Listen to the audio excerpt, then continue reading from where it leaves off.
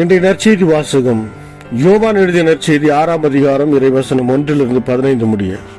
இயேசு கலிலேய கடலை கடந்து மறுகரைக்கு சென்றார். அதற்கு திபேரியா கடல் என்றும் பெயர் உண்டு. உடல் நலமற்றோருக்கு அவர் செய்து வந்த அரும் அடையாளங்களை கண்டு மக்கள் பெரும் திரளாய் அவரை பின்தொடர்ந்தனர். இயேசு மலை மேல் ஏறி தம் சீடரோடு அமர்ந்தார். யூதருடைய பாஸ்கா விழா அண்மையில் நிகழவிருந்தது. இயேசு நிமிர்ந்து பார்த்து மக்கள் பெரும் திரளாய் அவரிடம் வருவதைக் கண்டு, இவர்கள் உண்பதற்கு நாம் எங்கிருந்து அப்பம் வாங்கலாம் என்று பிலிப்பிடம் கேட்டார். தாம் செய்ய போவதை அறிந்திருந்தும் அவரை சோதிப்பதற்காகவே இக்கேள்வியை கேட்டார். பிலிப்பு மறுமொழியாக, 200 தெனாரத்திற்கு அப்பம் வாங்கினாலும் ஆளுக்கு ஒரு சிறு துண்டும் கிடைக்காதே என்றார்.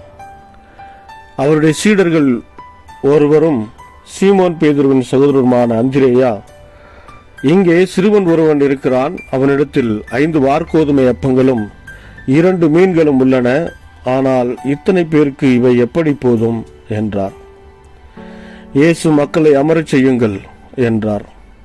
அப்பகுதி முழுவதும் புல்தரையாயிருந்தது. அமர்ந்திருந்த ஆண்களின் எண்ணிக்கை ஏறக்குறைய 5000.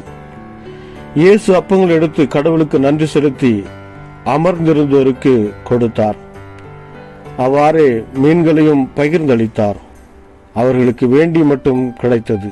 அவர்கள் வயிறார உண்ட பின் ஒன்றும் வீணாகாதபடி எஞ்சிய துண்டுகளை சேர்த்து வையுங்கள் என்று தம் சீடரிடம் கூறினார். மக்கள் உண்ட பின் 5 வார்கோதுமை அப்பங்களில் இருந்தும் எஞ்சிய துண்டுகளை சேர்த்து சீடர்கள் 12 கூடைகளில் நிரப்பினார்கள். இயேசு செய்த இந்த அருமடையாளத்தை கண்ட மக்கள், உலகிற்கு வரவிருந்த இறைவாக்கினர் உண்மையிலே இவரே என்றார்கள்.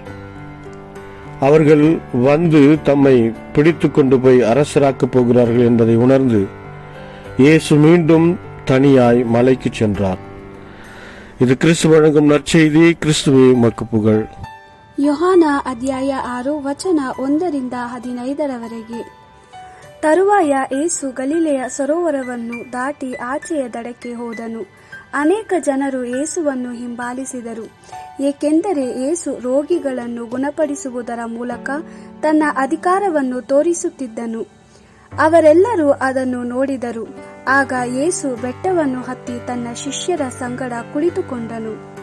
ಯೆಹೂದ್ಯರ ಪಸ್ಕ ಹಬ್ಬವು ಬಹು ಸಮೀಪವಾಗಿತ್ತು.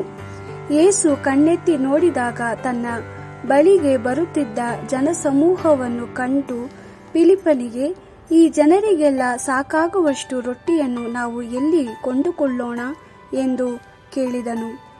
ಫಿಲಿಪ್ಪನನ್ನು ಪರೀಕ್ಷಿಸುವುದಕ್ಕಾಗಿ ಆತನು ಈ ಪ್ರಶ್ನೆಯನ್ನು ಕೇಳಿದನು. ತಾನು ಮಾಡಲಿದ್ದ ಕಾರ್ಯ ಯೇಸುವಿಗೆ ಮೊದಲೇ ತಿಳಿದಿತ್ತು. ಫಿಲಿಪ್ಪನು, ಇಲ್ಲಿರುವ ಪ್ರತಿಯೊಬ್ಬರಿಗೆ ರೊಟ್ಟಿಯ 1 ತುಂಡನ್ನು ಕೊಡಬೇಕಾದರೆ 200 ದಿನಾರಿ ನಾಣ್ಯಗಳಾದರೂ ಬೇಕು ಎಂದು ಉತ್ತರ ಕೊಟ್ಟನು. ಅಂದ್ರೆಯನೆಂಬ ಮತ್ತೊಬ್ಬ ಶಿಷ್ಯನು ಅಲ್ಲಿದ್ದನು. ಅಂದ್ರೆಯನು ಸೀಮೋನ್ ಪೇತ್ರನ ಸಹೋದರ. ಅಂದ್ರೆಯನು, ಇಲ್ಲಿರುವ ಒಬ್ಬ ಹುಡುಗನ ಬಳಿ ಜಾವೆ ಗೋಧಿಯ 5 ರೊಟ್ಟಿಗಳಿವೆ ಮತ್ತು 2 ಚಿಕ್ಕ ಮೀನುಗಳಿವೆ, ಆದರೆ ಅವು ಈ ಜನಸಮೂಹಕ್ಕೆ ಸಾಕಾಗುವುದಿಲ್ಲ ಎಂದು ಹೇಳಿದನು. ಯೇಸು ಜನರಿಗೆ ಕುಳಿತುಕೊಳ್ಳಲು ಹೇಳಿರಿ ಎಂದು ತಿಳಿಸಿದನು. ಆ ಸ್ಥಳದಲ್ಲಿ ಹುಲ್ಲು ಹುಳುಸಾಗಿ ಬೆಳೆದಿತ್ತು. ಅಲ್ಲಿ ಕುಳಿತುಕೊಂಡವರಲ್ಲಿ ಸುಮಾರು 5,000 ಮಂದಿ ಗಂಡಸರಿದ್ದರು.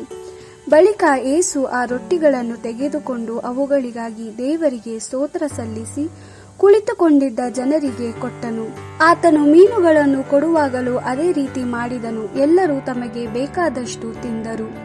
ಅವರೆಲ್ಲರೂ ಊಟ ಮಾಡಿ ತೃಪ್ತರಾದ ಮೇಲೆ ಯೇಸು ತನ್ನ ಶಿಷ್ಯರಿಗೆ, ಉಳಿದು ಹೋದ ರೊಟ್ಟಿ ಮತ್ತು ಮೀನುಗಳ ತುಂಡುಗಳನ್ನು ಒಟ್ಟುಗೂಡಿಸಿರಿ, ಯಾವುದನ್ನು ಹಾಳು ಮಾಡಬೇಡಿ ಎಂದು ಹೇಳಿದನು. ಆದ್ದರಿಂದ ಶಿಷ್ಯರು ಉಳಿದ ಹೋಗಿದ್ದ ತುಂಡುಗಳನ್ನು ಒಟ್ಟುಗೂಡಿಸಿದರು. ಜನರು ತಿನ್ನಲು ಆರಂಭಿಸಿದಾಗ ಕೇವಲ 5 ಜವೆ ಗೋಧಿಯ ರೊಟ್ಟಿಗಳಿದ್ದವು. ಆದರೆ ಶಿಷ್ಯರು ಉಳಿದು ಹೋದ ಆಹಾರದ ತುಂಡುಗಳನ್ನು ಒಟ್ಟುಗೂಡಿಸಿದಾಗ 12 ದೊಡ್ಡ ಬುಟ್ಟಿಗಳು ತುಂಬಿ ಹೋದವು.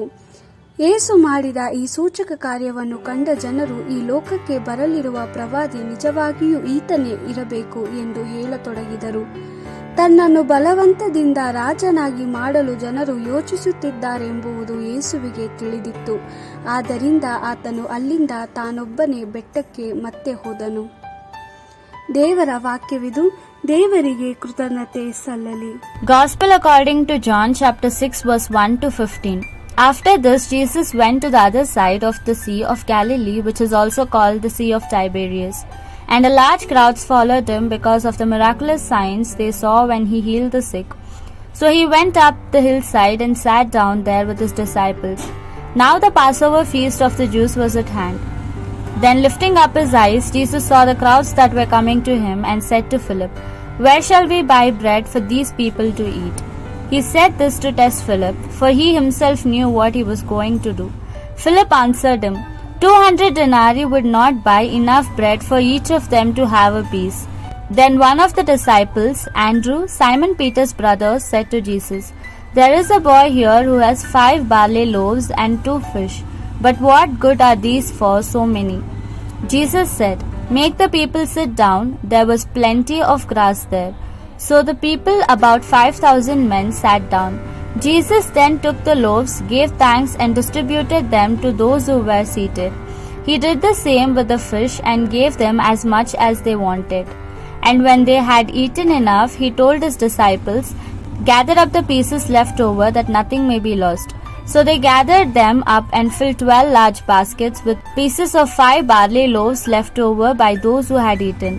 When the people saw this sign that Jesus had just performed, they said, "This is really the prophet, he who is to come into the world." Jesus realized that they were about to come and take him by force and make him king. So he withdrew to the hills by himself. This is the word of the Lord. Thanks be to God.